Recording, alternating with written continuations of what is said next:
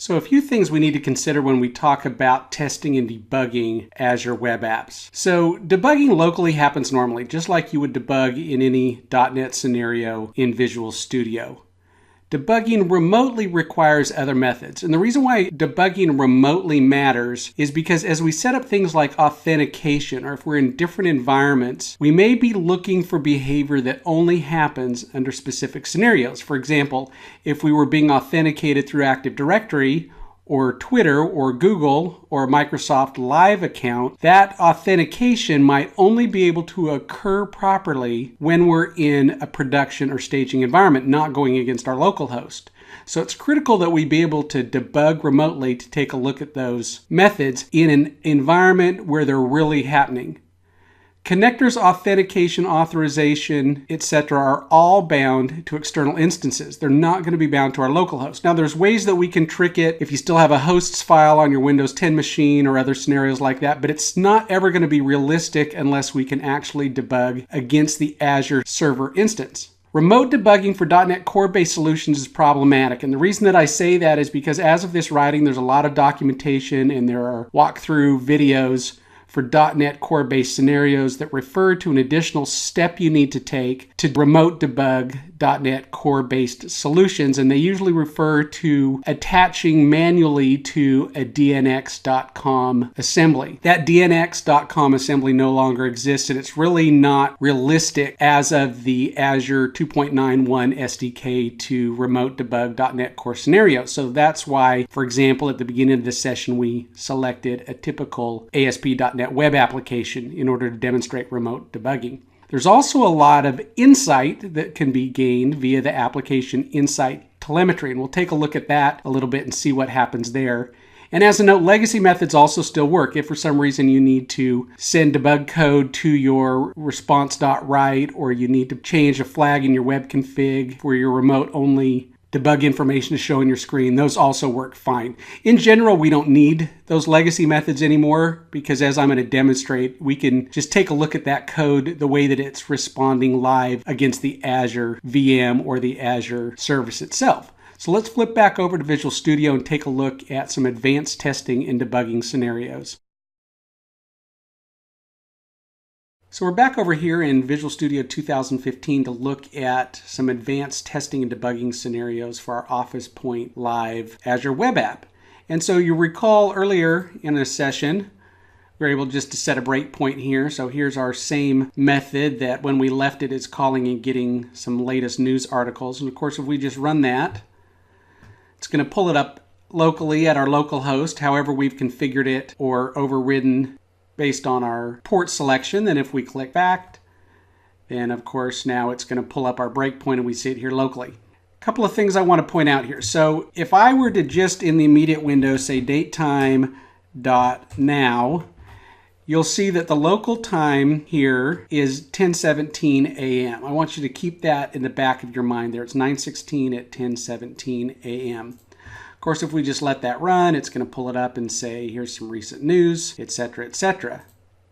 So to debug remotely is a pretty easy scenario. First, let's go over to our Azure portal and take a look at what the default settings are. So if I'm in the Office Point Live app, and if I go to Application Settings, you'll notice if you scroll down, there's a number of things related to what version you're using of the .NET Framework or PHP, etc. And it's got this debugging tab. It's by default, it's off, and you can actually select your remote Visual Studio version.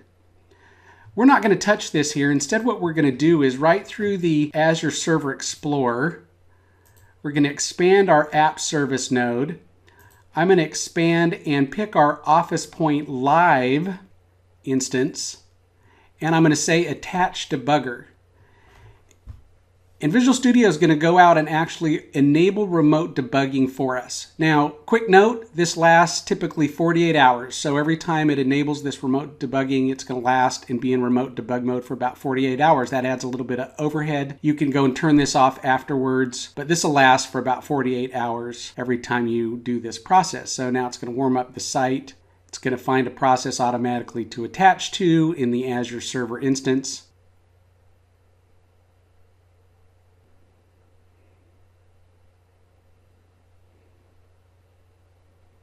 And then I want you to notice real quick what happened here. So it says, hey, wait a minute, you're remote debugging, but you're debugging a release build. So let's say stop debugging, and let's see how to get around that. So it's pretty simple. All we do is we go to Publish, and instead of picking a release configuration, just pick a debug configuration and now say Publish. That's going to publish that out there. It's going to pull that up. As soon as that loads, we know the debug symbols are now out there. Notice that it's going for the publishing to officepointlive.azurewebsites.net. We'll just say fact. It's going to give us that recent news. So now let's go ahead and say attach debugger. Now it's going to be a lot faster. It's going to find a process to attach to.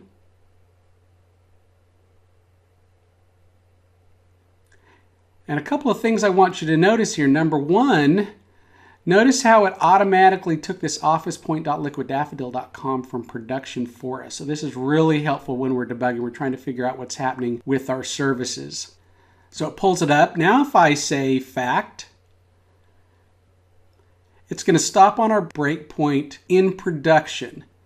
And so the way that we can prove that this is now not local is we can say date time now in the immediate window. And notice how it says that it's 3/6/2016 at 3:21 p.m. So we know that this is pointing to a different server instance. And so the reason why this is cool is not only is the code that's in our class running in the server instance, but even things like our command window, immediate window, our breakpoints, our call stack, everything is now going to be related to that production instance. So that's pretty cool. So let's go ahead and stop that there. A couple of notes. We can also do the same thing from the Cloud Explorer. If we pull up the Cloud Explorer, we can take a look at our web apps here. They're structured a little bit differently, but we could just actually select Office Point Live and say attach the debugger there. Let's do one more thing. Let's add application insights telemetry. So all you have to do is right click over your solution and say I want some application insights. It's going to see that I've got a telemetry instance at Office Point Live already, and I'm just going to say add. It's going to go through and add those NuGet packages to the solution and add that telemetry.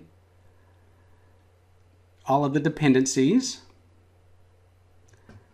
It's going to send us to a little bit of a how-to there that we're going to just ignore.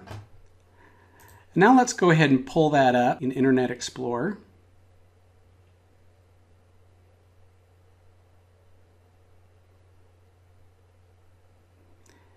And you'll notice that we have this application insights that come up. Now we can take a look at all of the things that are happening here. We can see what our responses were, what got loaded, what kind of processes are happening, what the response time is. We can dig really deep into this telemetry here. Now, a full telemetry session is beyond the scope of this session, but it's important to note that we can grab this information and get more detailed information from this application insight telemetry than we ever could in any scenario previously without having to do manual logging. So just as a note, get real familiar. You're going to love it once you start using it. We'll just say stop there. And again, as a note, we're just, in order to go into remote debugging, we're just going to right click and say attach debugger.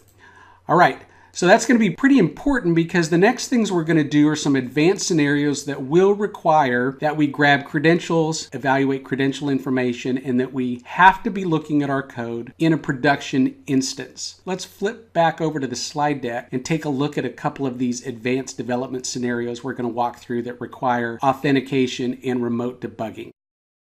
So for these two advanced scenarios we're going to use as we finish up this session, it's going to be important that we have remote debugging available because we've really got kind of a hybrid authentication scenario. We're going to go back in and we're going to add Microsoft Live authentication as well as Twitter authentication. And we're going to walk through how we can evaluate the authentication information that comes through. So not only will users be required to log into our site using credentials from an authentication connector, we're also going to demonstrate how we can access those authentication tokens and take a look at what gets stored by default in the Azure App Service token. This is going to make it really cool so that instead of having our own OAuth process in place, we'll just leverage, for example, the Twitter authentication through the Azure Web App service and the Azure service is going to store information in the Azure App Service token store and then forward those to us. And then we can take those tokens and forward them to a service. For example, we're going to demonstrate how to grab tweets from a user's timeline after they log in. So let's flip back over to Visual Studio and take a look at a couple of these cool advanced scenarios using hybrid authentication and the token store. So we're back over in Visual Studio 2015, and we're going to look at a couple of hybrid scenarios where we can use authentication and remote debugging to grab authentication information and even profile information and eventually integrate that with a secondary service passing those credentials through. But before we do that, let's go out and change the authentication mechanism that we're using in Azure. So let's go over to the portal. And I'm on the Office Point Live Authentication and Authorization tab, and let's turn that on. And let's go in and take a look at these settings. I've configured a Microsoft account and a Twitter account to be authentication connectors. So let's go in and take a look at these, and I just want to clarify here. So in order to connect to a Microsoft account, we're going to have an application with your live developer account. So if we take a look at this client ID and client secret, if I go over to my application registration portal, I've created this Office Point Live registration. It's very simple. It creates an application ID and an application secret for us. But here's the important thing here. Notice how I've put in https officepoint.liquiddaffodil.com. This is what we want this to be in production, officepoint.liquiddaffodil.com. And then all Azure App Service easy auths handle the authentication like this, .auth/login, then the name of the provider, in this example Microsoft account, /callback. So that's all we have to do to set this up. So we have to have the application ID and the secret that get generated for us. We have to have the redirect URL point to our production instance. If we hadn't set up a custom domain and SSL, this would then of course be officepointlive.azurewebsites.net/auth/login, etc. So that's the way that this is going to be set up. But a couple of other cool things I want you to notice here. With live authentication, we now have the ability to manage scopes. So if you had an app that relied on OneDrive or OneNote or the Microsoft Health Framework or calendaring or anything related to a user's Microsoft ID, you could add the scopes here and it would prompt them for that.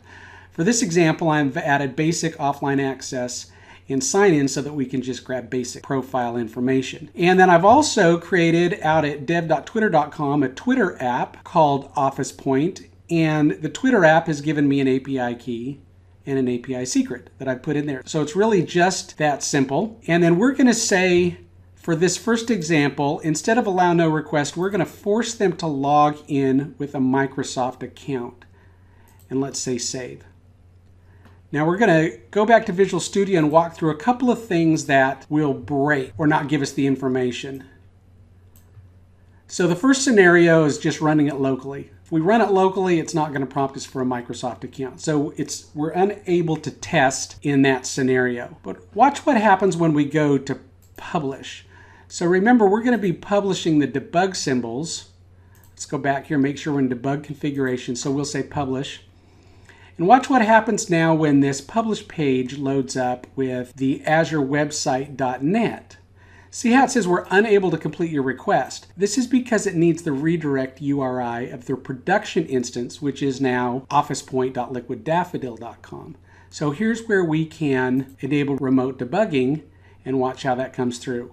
And for fun, let's put a breakpoint right here at index, and we'll say attach debugger. And when this loads up, it's now going to prompt us to log in with our Microsoft ID.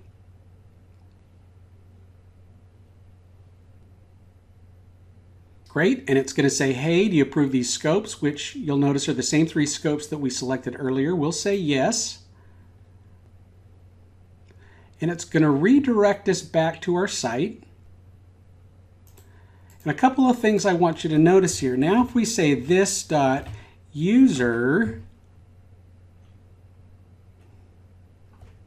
notice that we've got identities here, and if we say identity, notice how it knows it's me, Scott Peterson. and the authentication type is Microsoft account. So this is pretty powerful because now this information is actually stored in the token store if we want to access it. In fact, let's just go ahead and run that through. And there's a path that you can use,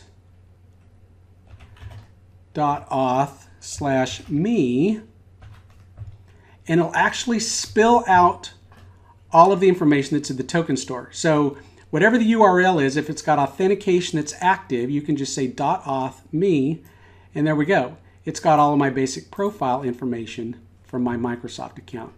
So that's pretty cool. So an important thing is that we've got things like access tokens. So now we could pass those access tokens off to other services. But let's make this a little bit more complicated.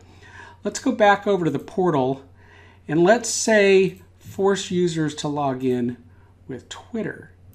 So we'll say save. We'll go back over to Visual Studio.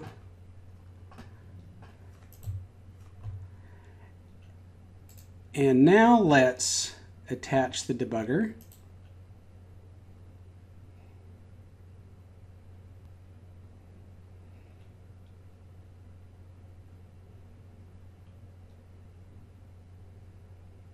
Now it's going to say log in with Twitter. We already know who you are. We're going to redirect you back to the site. Now let's take a look at what the user identity becomes.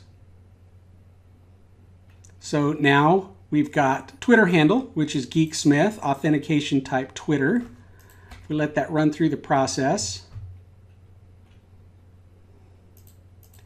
And now if we put .auth/me, you'll notice that we now have Twitter information that comes back from our Twitter profile. So that's pretty cool, but how do we grab that information and pass it on to another user? Well, let's take a look at that breakpoint again.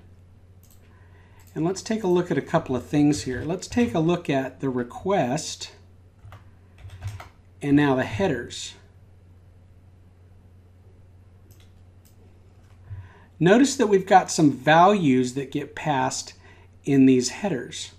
So the authentication token and the authentication secret are both available now in these headers. So let's pull those out and make use of them. So I've got a little code snippet here and I've added a couple of helper functions. But in the request header, we now have this XMS token Twitter access token and this XMS token Twitter access token secret. So this might not be what you do in production, but for this scenario, I'm just going to take this when a user authenticates. I'm going to take these request headers. I'm going to put it into this static property here in my common, the Twitter access token and the Twitter access token secret. So now I've got those access tokens. And let's go ahead and add a new tab to our web app that's social. So I'm going to add this social action here. We'll take a look at that. So I've got this asynchronous action. I've got this class that I've created in a helper class just called timeline information, and this is just going to have by default the tweet ID and the status text.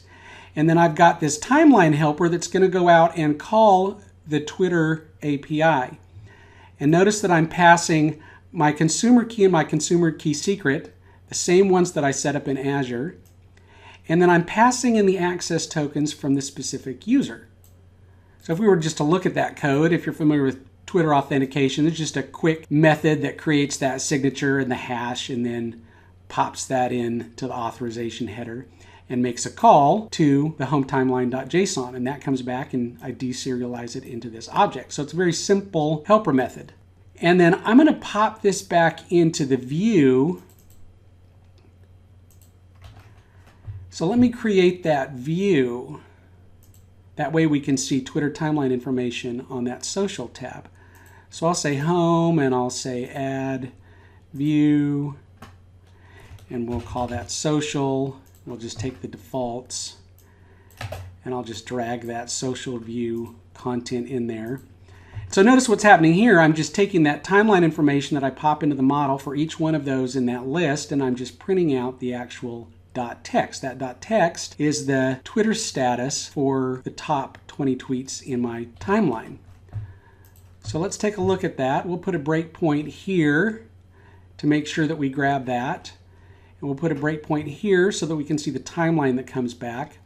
Now remember, we've made changes here, so we're going to have to publish this out with the debug symbols. So we'll say publish.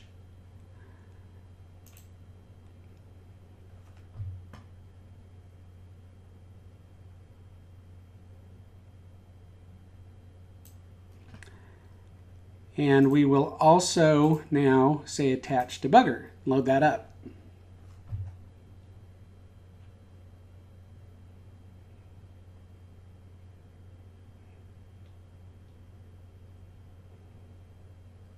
Notice the OAuth token that's in the request query string. And so it stopped on our breakpoint, and notice how we now have this Twitter access token and this access token secret that are both connected with my Geeksmith account. We'll let that forward on through. But no social page shows up. Let's go and add that into our views. We've got this shared view here. We'll just add that here, social and social, and publish that out.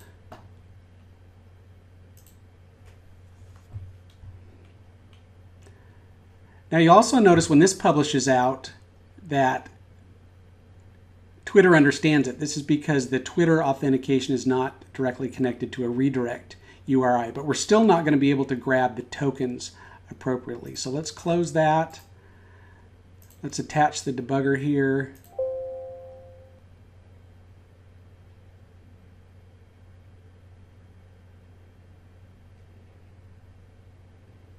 Okay, authenticated through Twitter, redirecting us back. We've got our access tokens.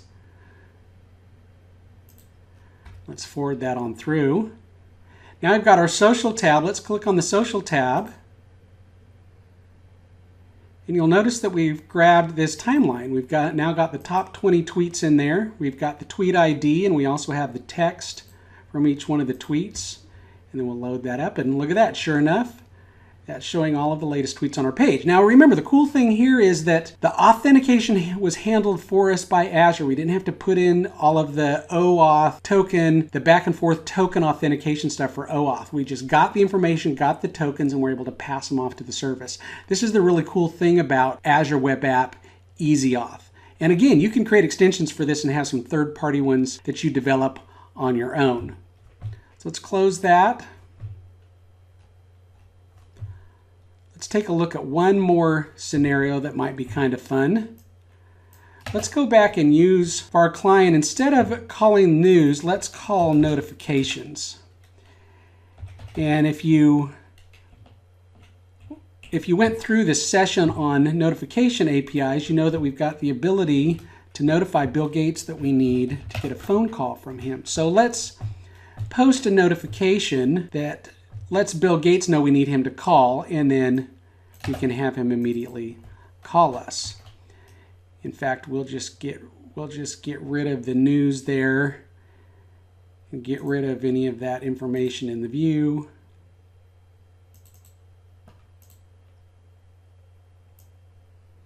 We'll say request for Bill to call sent.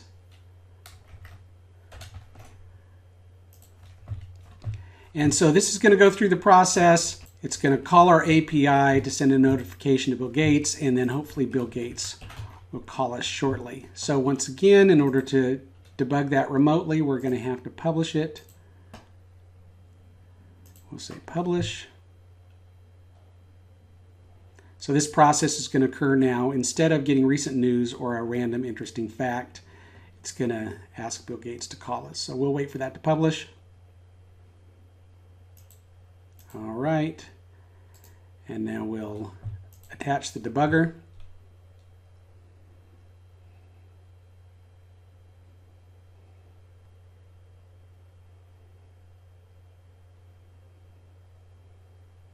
Going to authenticate us through Twitter, return that information, and now if we select fact, this should ask Bill Gates to call us. And there we go. Take the breakpoints off there. And look at that. Bill Gates called us. So that's pretty amazing. Look at that. All right, so I'm going to hang up. I don't care what he wants. He's probably going to ask me to borrow some money or something. So let me hang up.